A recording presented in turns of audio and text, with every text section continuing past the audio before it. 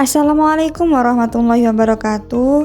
Kami dari kelompok 1. Di sini kami akan memaparkan hasil observasi penelitian kami di Panti Rehabilitasi Aulia Rahman Natar.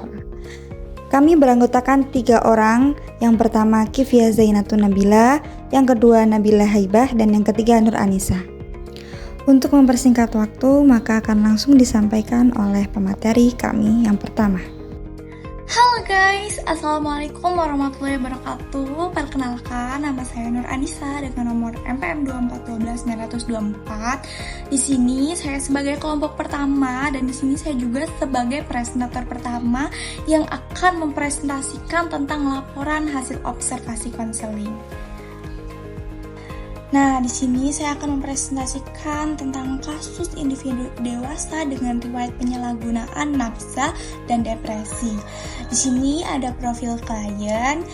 Nah, klien yang berinisial nama MA, berjenis kelamin laki-laki, usia beliau 40 tahun, dan alamat beliau Karang daerah PU, agama beliau agama Islam, pendidikan terakhir yaitu S1 Ilmu Komputer, dan pekerjaan terakhir beliau yaitu pegawai BUMN.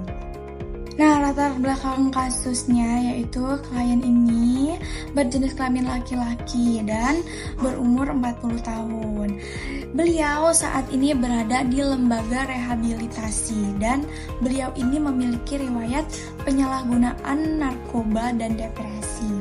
Beliau juga mengalami berbagai kehilangan di dalam hidupnya.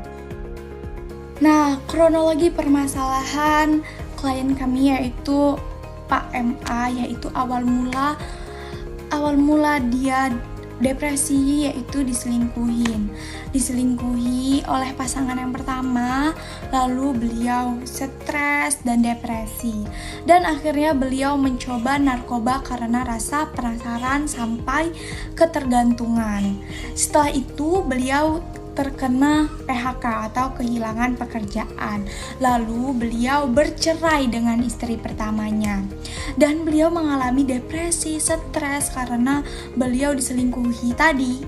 Setelah itu beliau dirawat di rumah sakit jiwa kurang lebih 1 tahun. Lalu setelah bebas dari rumah sakit jiwa, beliau menikah lagi yang kedua kalinya. Namun setelah itu tidak lama pernikahan dengan istri kedua, lalu beliau bercerai kembali dan beliau sekarang dijauhi oleh anak-anaknya. Lalu beliau kehilangan harta. Saat ini beliau sedang menjalani di lembaga rehabilitasi kurang lebih 10 bulan. Baik, saya Kifia Zainatun Nabila. Di sini saya akan melanjutkan hasil observasi dari kami yang telah disampaikan oleh saudari Ica. Analisis psikologis yang dialami oleh Bapak pertama mengalami depresi berat akibat kehilangan yang beruntun yang terus-menerus. Terus setelah itu menggunakan narkoba sebagai coping maladaptif. Setelah itu krisis identitas dan peran sebagai suami, ayah, dan seorang pekerja, self-esteem yang rendah, dan kurangnya dukungan emosional. Faktor penyebab yang pertama dari internalnya yaitu tidak mampu mengelola emosi yang cukup baik, rentan terhadap stres, rasa kehilangan dan kegagalan, tidak ada tempat untuk bercerita, dan sulit untuk meminta bantuan. Dan secara eksternalnya yaitu perselingkuhan pasangan, perceraian, dan PHK. Mungkin cukup yang dapat saya sampaikan. Mungkin bisa dilanjut dengan teman saya. Saya akan melanjutkan materinya. Materi yang selanjutnya adalah dampak yang dialami. Kalau kita lihat dari kasus ini, dampaknya itu cukup berat ya teman-teman. Pertama, klien jadi ketergantungan narkoba. Awalnya mungkin cuma coba-coba buat ngilangin stres, tapi lama-kelamaan malah jadi kebiasaan yang susah untuk dilepas.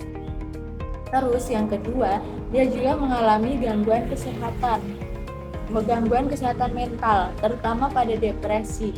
Soalnya masalah yang dia hadapi itu datang bertubi-tubi, jadi emosinya juga makin gak stabil. selain itu klien juga kehilangan keluarga. Hubungannya sama istri itu berakhir, anak-anaknya juga pada menjauh, jadi dia ngerasa tambah sendirian. Dan yang terakhir, dia juga kehilangan pekerjaan yang pada akhirnya berdampak ke kondisi ekonominya. Jadi bisa kita lihat ya teman-teman, satu masalah itu ternyata bisa merambat ke banyak hal dalam hidup seseorang. Yang selanjutnya, tujuan dan pendekatan konseling. Nah, dari kondisi itu, tujuan konseling di sini adalah buat ngebantu klien untuk bangkit lagi. Misalnya, supaya dia bisa lebih percaya diri, terus juga bisa nemuin lagi tujuan hidupnya. Pendekatan yang dipakai juga ada beberapa.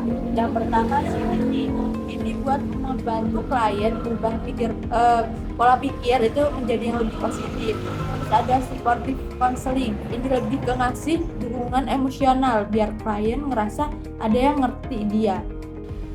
Dan juga motivational interviewing, ini buat ningkatin semangat klien supaya dia mau berubah dan pulih. Jadi semuanya itu saling ngebantu dalam proses pemulihan klien. Selanjutnya, rencana intervensi. Kalau untuk langkah-langkahnya, yang pertama kita bangun dulu nih hubungan yang nyaman sama klien biar dia tuh mau terbuka. Nah, setelah itu kita bantu klien buat menyadari pikiran-pikiran negatifnya ya. Lalu klien juga dilatih buat punya cara menghadapi masalah yang lebih sehat. Jadi nggak lari lagi ke narkoba. Selain itu kita juga bisa kasih nih dukungan supaya dia bisa berhenti dari narkoba dan pelan-pelan ningkatin lagi motivasi hidupnya. Nah, selanjutnya ada prognosis. Kalau untuk kedepannya, harapannya klien bisa mengelola emosinya dengan lebih baik. Terus juga nggak kembali lagi ke narkoba. Dan pastinya kualitas hidupnya bisa meningkat. Yang paling penting, dia bisa punya lagi harapan dan tujuan hidup juga. Jadi hidupnya tuh lebih terarah. Nah, kesimpulannya, jadi dari kasus ini kita bisa lihat ya teman-teman, kalau masalah hidup yang datang terus-menerus itu bisa banget bikin seseorang jatuh, apalagi kalau nggak ada dukungan dan cara menghadapinya juga kurang tepat. Dan penggunaan narkoba itu justru bukan solusi, tapi malah memperparah keadaan. Makanya di sini konseling itu penting banget, karena bisa membantu seseorang buat bangkit lagi dan memperbaiki hidupnya. Karena pada akhirnya setiap orang itu selalu punya kesempatan kedua untuk berubah jadi lebih baik. Cukup sekian yang dapat saya sampaikan. Saya ucapkan terima kasih.